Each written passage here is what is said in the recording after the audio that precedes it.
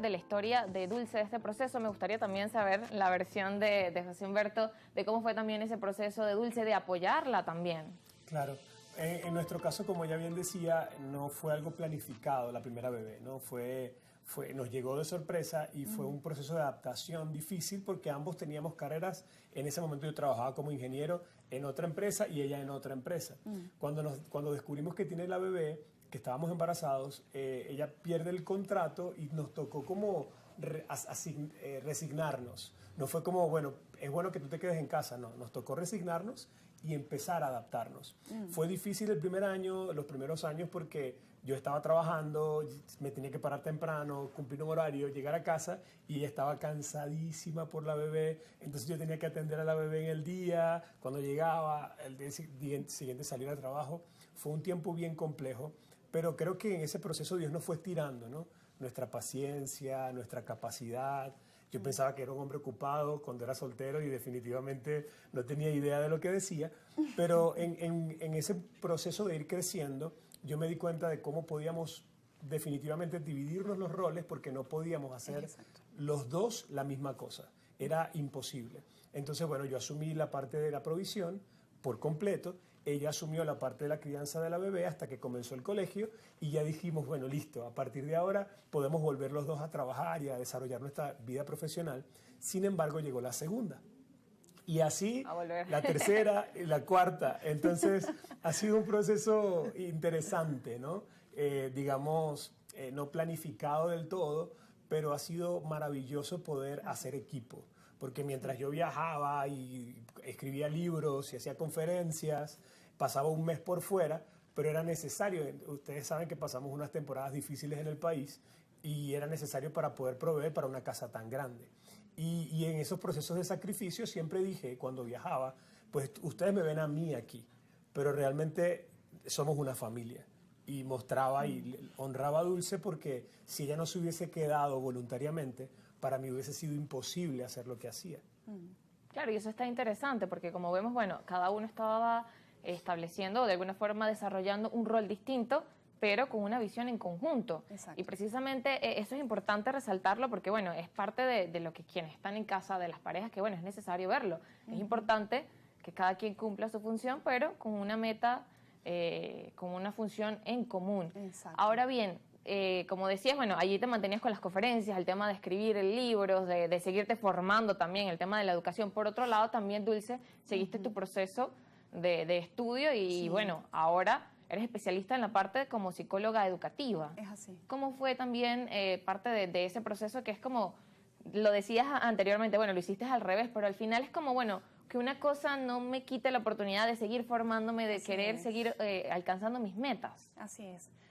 Bueno, en principio, la ingeniería de sistemas fui descubriendo que no era como lo que más me apasionaba. Me encanta, aprendí muchas cosas de eso, pero creo que el ámbito psicológico y humano era más mi pasión. Entonces aproveché como el tiempo en casa, yo dije, bueno, voy a tomar una maestría, hice un diplomado, o sea, primero hice algo de docencia para poder tener la potestad de optar por una maestría de este estilo. Y entonces decidí hacer una maestría en psicología educativa, a pesar de ser ingeniero. Y me encantó, porque además me resultó súper útil, precisamente porque me ayudó a entender el mundo de la educación, que no lo conocía, el mundo de la psicología, que tampoco era mi carrera de pregrado.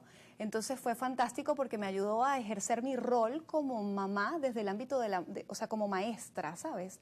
Y además también en la iglesia.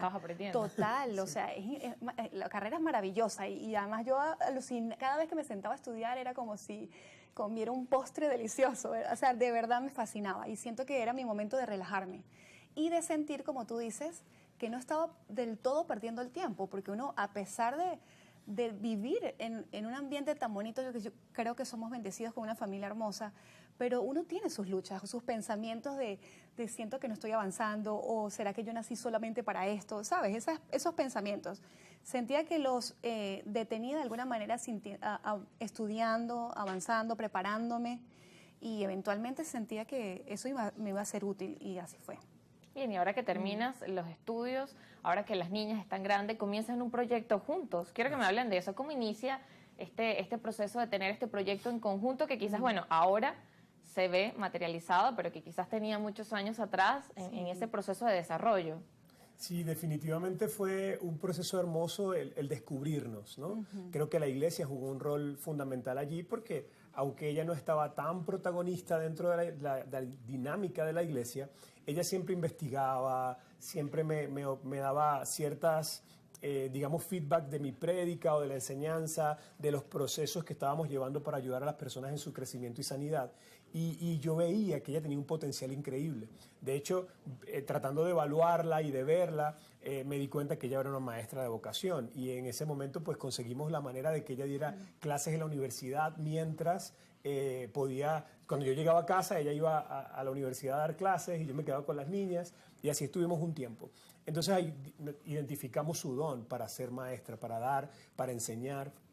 Y luego comenzamos a hacer algunos proyectos juntos en los que yo iba siempre como protagonista, como visionario, pero siempre que se lo mostraba y le decía, mi amor, mira, tengo esto en el corazón, quiero hacer esto, ella se encargaba de hacer una investigación, un research increíble y me traía un montón de datos, un montón de cosas que enriquecían mucho el proyecto que tenía, ¿no? Así que no es el primero, pero es la primera vez que ya con todas las niñas en el colegio, ahora los dos nos sentamos a soñar, a crear, a visionar juntos, digamos, con una dedicación mucho más exclusiva.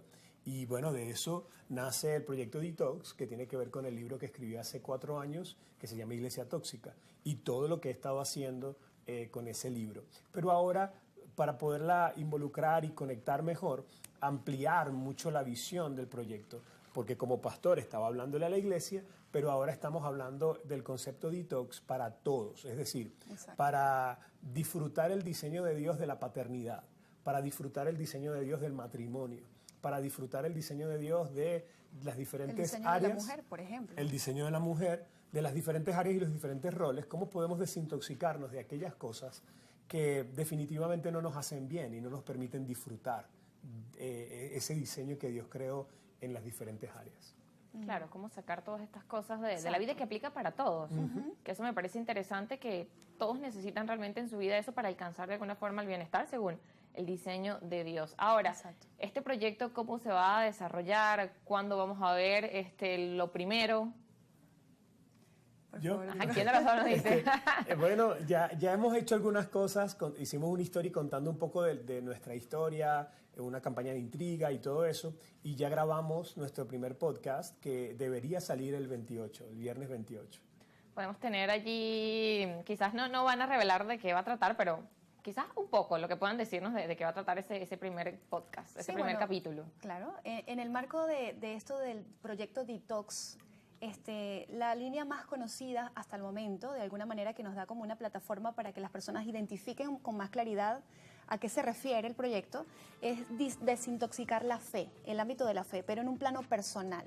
Quizás el libro, como decía mi esposo, estaba orientado a la organización o institución de la iglesia, pero en este caso es, luego de comprender un poquito el macro de la iglesia, cómo eso repercute en mí como persona, como individuo, como creyente.